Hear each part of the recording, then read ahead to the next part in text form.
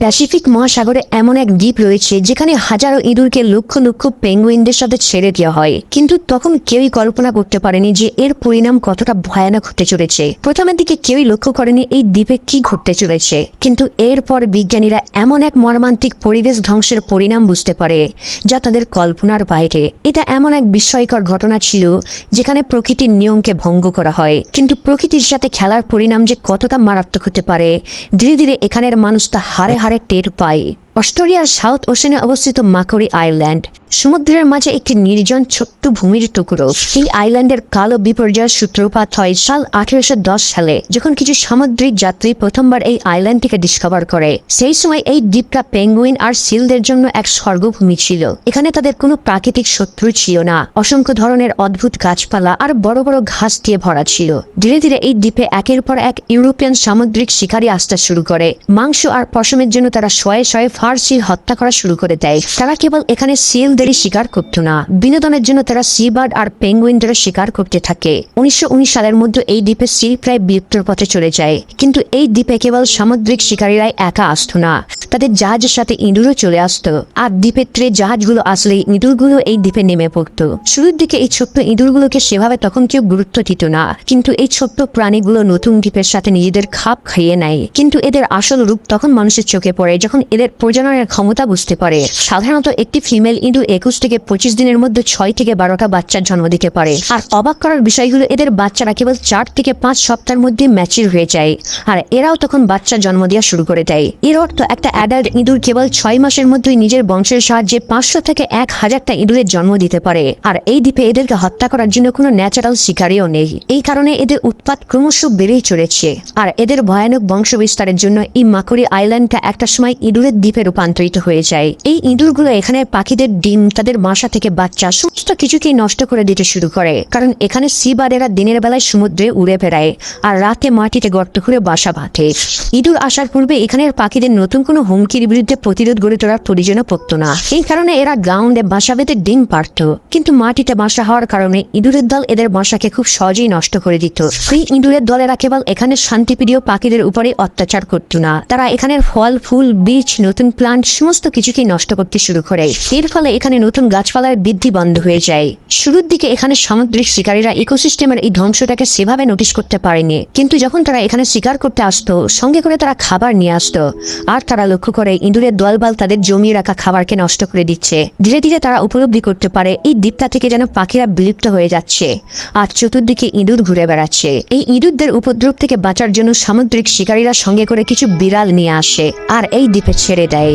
তারা আশা করেছিল এই বিড়ালগুলো ইঁদুরদের তাড়া করবে আর তাদের খাবারকে প্রোটেক্ট করবে, কিন্তু এখান থেকেই মাকোরি আইল্যান্ডের দ্বিতীয় প্রবলেম শুরু হয়। শিকারীরা মনে করেছিল এই বিড়ালগুলো ইঁদুরদের খেয়ে শেষ করে ফেলবে, কিন্তু হিতের বিপরীত হয়ে যায়। এই বিড়ালগুলো ইঁদুরদের মারার পরিবর্তে এই আইল্যান্ডের পাখিদের মারা শুরু করে দেয়। দ্বীপের যেসব খাড়া পাথরের উপর পাখিরা বাসা বাঁধত সেখানেও এই বিড়ালগুলো উঠে পাখিদের বাসা ভেঙে দিত, তাদের ধরে ধরে খেয়ে নিত, কারণ তাদের কাছে পাখি ধরে খাওয়া ইঁদুরের থেকেও অনেক সহজ কাজ ছিল। ধীরে ধীরে এখানে বিড়ালের সংখ্যা বাড়তে থাকে। প্রতি বছর এরা 60,000 সি বার্ডদের হত্যা করে দিত, আর এই কারণে অসংখ্য পাখিদের প্রজাতি এই দ্বীপ থেকে বিলুপ্ত হয়ে যায়। পরিস্থিতি এমন পর্যায়ে পৌঁছে যায় যে একটা সময় এই দ্বীপে কেবল ইঁদুর আর বিড়ালেরই রাজত্ব চলত, কিন্তু এরপর শুরু হয় আরো এক ভয়ানক বিপর্যয়। আসলে সমুদ্রে দীর্ঘ যাত্রা করা নাবিকেরা সঙ্গে করে খরগোশ রেখে দিত, যাতে এগুলো তারা প্রয়োজনে খেতে পারবে। সেই সময় ইউরোপের অনেক সামুদ্রিক শিকারীরা তাদের জাহাজের সাথে খরগোশকে মাকোরি আইল্যান্ডে নিয়ে আসতো। তারা মনে করে এই খরগোশগুলো এখানে বংশবিস্তার করলে তাদের খাবারের আর কমতি হবে না, কিন্তু এই দ্বীপে ইঁদুরের সাথে সাথে খরগোশদের নিয়ন্ত্রণ করার জন্য এখানে কোনো প্রাকৃতিক শিকারী ছিল না। ইঁদুরদের মতোই এরাও প্রতি বছরে অসংখ্য বাচ্চা দিতে সক্ষম। সুতরাং এই দ্বীপটাই ইঁদুর বিড়ালের সাথে সাথে খরগোশদেরও সংখ্যা বেড়ে চলেছে। এই দ্বীপে তারা ছোট ছোট গাছপাতা খাওয়া শুরু করে দেয়। এই গাছগুলোতে অ্যালবাট্রাস পাখিরা বাসা বাঁধত আর তারা নিজেদের এখানে গোপন রাখত, কিন্তু গাছ না থাকায় তারা সহজেই বিড়ালদের শিকার হয়ে যেত। এছাড়াও তারা সবুজ ঘাসকে খেয়ে এই দ্বীপটাকে মরুভূমি বানিয়ে দেয়। একটা সময় এই দ্বীপটা গল্ফ খেলার গ্রাউন্ডের মতো দেখতে লাগে। শুধু তাই নয়, এরা ছোট গাছের শিকড় পর্যন্ত উপড়ে খেয়ে নিত আর মাটি খুঁড়ে বাসা বাঁধত। এর ফলে মাটি দুর্বল হতে থাকে, মাটি ক্ষয়, ভূমিধসের মতো সমস্যা দেখা দিতে থাকে, আর এই ভূমিধসের ফলে পাখিদের বাসাও নষ্ট হয়ে যেত। 2006 সালে এই দ্বীপের পূর্ব দিকে এক ভয়ানক ভূমিধস দেখা দেয় আর অসংখ্য পেঙ্গুইন এর নিচে চাপা পড়ে যায়। কিন্তু এদিকে যে বিড়ালগুলোকে ইঁদুর মারার জন্য আনা হয়েছিল, এরা ইঁদুর ছেড়ে পাখি আর খরগোশ ধরা শুরু করে দেয়। আর অতিরিক্ত খাবার থাকার ফলে এদের সংখ্যা দ্রুত বাড়তে থাকে। কিন্তু খরগোশদের প্রজননের সংখ্যার হার অনেক বেশি।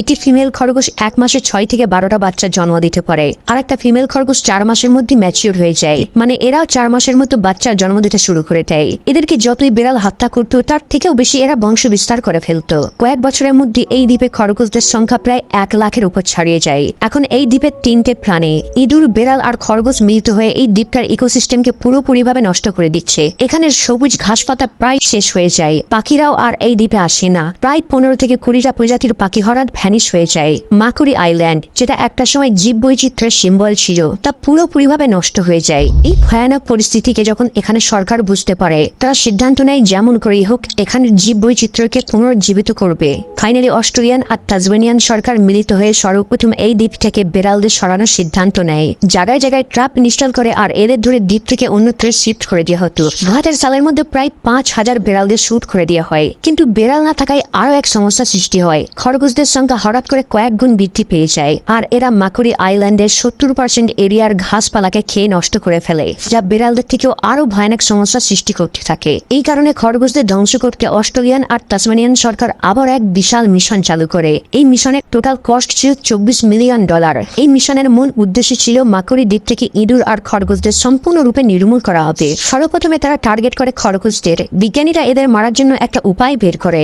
যেহেতু খরগোশেরা গাজর খেতে ভালোবাসে, তাই তারা গাজরে ভাইরাস মিশিয়ে দেয়। এই বায়োলজিক্যাল অস্ত্রটি হিমোরেজিক ডিজিজ ভাইরাস নামে পরিচিত, আর সংক্রমিত গাজরগুলিকে তারা খরগোশদের সামনে ফেলে দিতে থাকে। আর যখনই এই ভাইরাসযুক্ত গাজরগুলিকে খরগোশরা খেয়ে নিত, তাদের দেহ সঙ্গে সঙ্গে ভাইরাস ছড়িয়ে পড়ত, আর তারা একে একে মরতে থাকে। বিজ্ঞানীদের এই অস্ত্রটা দারুণভাবে কাজ করে। প্রায় 80% খরগোশ এই দ্বীপে মারা যায়। কিন্তু তারপরেও এখন একটি সমস্যা রয়েছে। কিছু সংখ্যক বেঁচে থাকা খরগোশ আর অসংখ্য ইঁদুরদের উৎপাত। বিশেষ করে এই ইঁদুরদের হত্যা করার জন্য বিজ্ঞানীরা আরো একটা স্মার্ট প্ল্যান তৈরি করে। এই প্ল্যানে তারা 300 টন বিষযুক্ত ক্যাপসুলের টোপ হেলিকপ্টারে করে পুরো মাকুরি আইল্যান্ডে ছড়িয়ে দেয়, কেবল পেঙ্গুইন আর সিলদের এরিয়া বাদে। আর এর ফলাফল ছিল খুবই ভয়ানক। অসংখ্য ইঁদুর আর বাকি বেঁচে থাকা খরগোশগুলো প্রায় মারা যায়। বিজ্ঞানীরা এই মিশনটাকে উইন্টার সিজনে অপারেট করে, কারণ এই সময় অনেক প্রজাতির পাখি দ্বীপ ছেড়ে অন্য জায়গায় মাইগ্রেট করে। তাই পাখিদের কোনো রকম ক্ষতি না করে ইঁদুর আর খরগোশদের মারতে সক্ষম হয়। আর এই মিশনটা চলাকালীন একটা টিম নিচে ডেড বডিগুলোকে কালেক্ট করতে থাকে, যাতে সীবাদেরা এই বিষযুক্ত প্রাণীগুলোর মাংস খেয়ে না ফেলে। কিন্তু বিজ্ঞানীদের ভয় এখনো পুরোপুরিভাবে মুক্ত হয়নি। এখনো কিছু ইঁদুর আর খরগোশ বেঁচে রয়েছে। তাই এদের ধরার জন্য আরো একটা স্মার্ট পরিকল্পনা করে তারা বেশ কিছু হাইলি ট্রেন ডগ ধরে নিয়ে আসে, যাদের কাজ লুকিয়ে থাকা ইঁদুর আর খরগোশদের খুঁজে বের করা।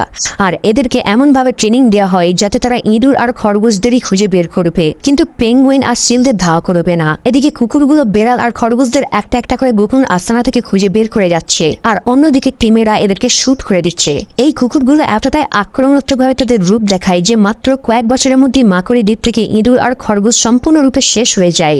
দীর্ঘ কয়েক দশক ধরে এই 3 প্রাণীদের বিরুদ্ধে লড়াই করার পর ফাইনালি 2014 সালে অফিসিয়ালি ঘোষণা করা হয় মাকুরি আইল্যান্ড এখন ইঁদুর আর বেড়াল মুক্ত দ্বীপ। একটা সময় যেই দ্বীপ অনুর্বর জমিতে রূপান্তরিত হয়ে যাচ্ছিল, সেই দ্বীপটা আবারও নতুন রূপে ফুলে ফেঁপে ওঠে। যেসব পাখিদের প্রজাতিরা একটা সময় এই দ্বীপ থেকে বিলুপ্ত হয়ে গিয়েছিল, তারা আবারও একে একে ফিরে আসতে থাকে। বন্ধুরা, এই ঘটনাটা একটা জিনিস শেখায়, প্রকৃতির ক্ষমতার বিরুদ্ধে গিয়ে নেচারকে ফিক্স করার চেষ্টা করলে পরিস্থিতি এতটাই ভয়ানক হতে পারে যা আপনার কল্পনার বাইরে।